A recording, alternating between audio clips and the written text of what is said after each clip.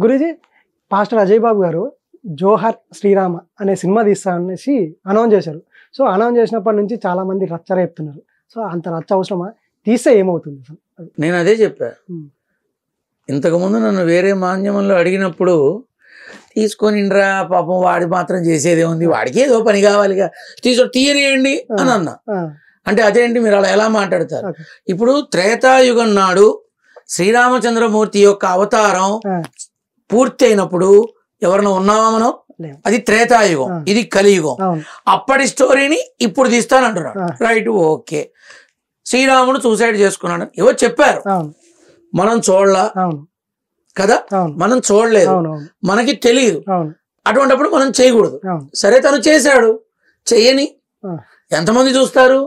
చూడని.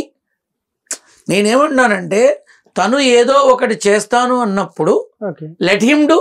అది చూసిన తర్వాత అది పూర్తయ్యి బయటకు వచ్చాక ఇష్టం ఉంటే చూడండి, లేకపోతే మానేయండి. ఎందుకు దాని గురించి గొడవలు? అయితే మనస్ఫూర్తిగా అజయ్ బాబుని ఒక్కటే అడుగుతున్నా, నాన్న నువ్వు చాలా అగ్రెసివ్ గా మాట్లాడుతున్నావు, అన్ని మాధ్యమాల్లో చాలా అగ్రెసివ్ గా. I accept. నువ్వు ఒక పాస్టర్, యేసు ప్రభువు యొక్క ప్రేమ పలుకులని ప్రబోధించే ప్రబోధకుడు.